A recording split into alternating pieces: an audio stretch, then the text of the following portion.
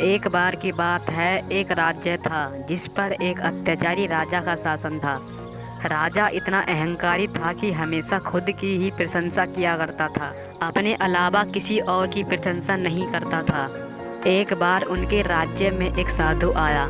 साधु की प्रशंसा कुछ ही दिनों में पूरे राज्य में फैल गई। वह साधु बहुत ही बुद्धिमान और दयालु था। लोग उनके पास अपना समाधान पूछने के लिए आया करते थे। वह लोगों के प्रश्नों के उत्तर देता था और उनकी मदद किया करता था।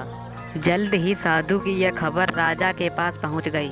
राजा ने उनसे ईर्ष्या की और राज्य में लोगों के बीच उसे बदनाम करने का फैसला किया। राजा ने एक योजना के बारे में सोचा। फिर राजा ने उस साधु को अपने महल में आमंत्रित करने के लिए अपने मुख्यमंत्रियों को भेजा। वह उन्हें लेने के लिए चले जाते हैं। वह साधु के पास आए और उनसे कहा, आपको हमारे राजा ने महल में आमंत्रित किया है। साधु ने उनका निमंत्रण स्वीकार कर लिया और उनके साथ महल की ओर चल पड़ा। साधु राजा के सामने प्रस्तुत हुआ। राजा ने उस साधु का स्वागत किया। राजा ने साधु से कहा, हमने आपकी बुद्धि के बारे में लोगों से बहुत सुना है, इसलिए आज हम खुद सबके सामने आपकी बुद्धि को परखना चाहते हैं। राजा ने साधु से कहा, मैं तुमसे कुछ सवाल पूछूंगा।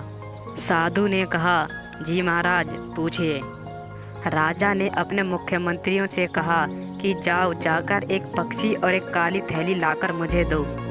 वह एक पक्षी और एक काली थैली लेने के लिए चले जाते हैं।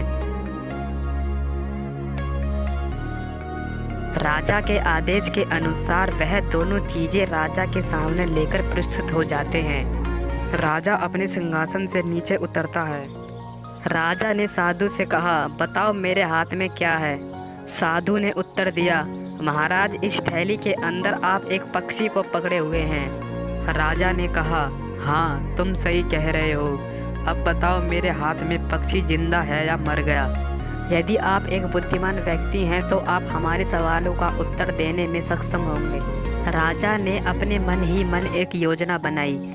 यदि साधु कहता है कि पक्षी जीवित है तो वह पक्षी को वहीं उसकी गर्दन दबाकर मार देगा और लोगों को दिखाएगा कि पक्षी मरा हुआ है। और यदि वह कहता है कि पक्षी मरा हुआ है तो वह पक्षी को जीवित रहने देगा और लोगों को दिखाएगा कि पक्षी जीवित है। राजा ने सोचा कि वो जो भी उत्तर देगा वो मेरे लिए जीत की स्थिति होगी। साधु ने उत्तर दिया, महाराज ये तो आपके हाथ में है, आप यह खुद तय कर सकते हैं कि यह पक्षी जीवित है या मृत।